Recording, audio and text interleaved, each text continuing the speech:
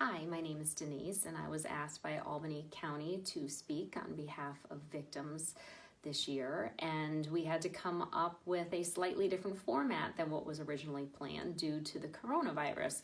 So although initially I was a little frustrated and sad that we had to come up with something new and different for this year, I started to think to myself that actually this may be a blessing in disguise, because I think anyone watching the news today and who might be watching this video would see that there's a very strong correlation of the emotions that people are feeling in America right now due to this virus that victims are feeling on a daily basis once this crime has happened to them.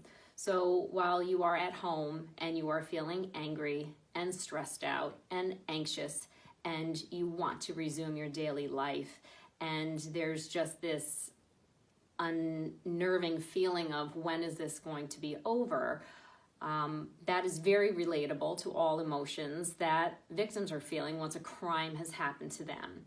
But the difference between Americans and victims is that the Americans at some point will have an end date and they can go back and resume their daily lives. And the victims, that's not actually something that we can do with a knowing end date, especially depending on the intensity of the crime. So I do feel that this was a little fortuitous that this happened this particular year. So for my story myself, my husband of 28 years decided to come to my workplace with the intention to kill me and repeatedly stab me with a knife. And by some miracle, I not only do not have any life-altering injuries from that day, I kind of defied all odds and survived that day. So with that background knowledge, you should know that the crime experience that we had for myself and my family, there was a lot of trauma that we experienced. And the experience of going through the criminal process was not only one of a learning experience, but one of a lot of anxiety for myself and my family and any loved one who was knowledgeable of the event that happened in our lives. And I have to express to everyone that I think it's slightly unusual that, although I don't think that's the right word, but I think it's slightly ironic that this year's theme is ensuring victims' rights. And with the bail reform that we have had recently, it does not seem, nor does it feel at all, that victims' rights are being honored or thought of.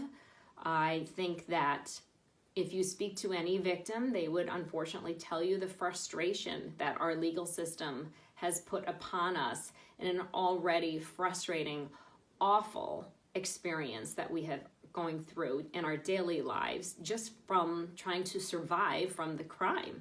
So ensuring victims' rights, I would have to say to lawmakers, yes, please reconsider that one and maybe put victims in the forefront of your lawmaking thoughts, because these are not for us right now, nor had they been prior to the reform. And I would like to say to my fellow victims that you will get there. It does not feel like it right now. In my ex-husband's case, he was given 25 years. And I would share to any American out there that when he has served his time and his time is complete, the length will be over for him. But for myself and my family, it's a lifetime sentence. And there's just something cruel and harsh with our new reality that we will never go back to being who we once were. This is something that will be in our lives forever. And we don't have the same rights that, here's our end date. It just doesn't exist for us. So I would like to thank everyone at Albany County. The district attorney's office was exceptional.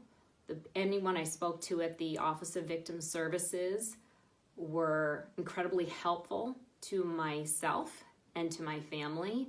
And I also cannot say enough about the Colony Police Department and the detectives that worked on this case. Everyone I came in contact with after this crime was simply exceptional, top-notch, and I can't thank them enough for their service. So if I were to wrap it back to the beginning, I would like to tell everyone in America, take care of yourselves. You will get to the other side. And to any of my fellow victims of a crime that are out there, I wish you the best blessings for yourself and your family. And I hope that with each passing day, you have a little more light that enters your life. God bless.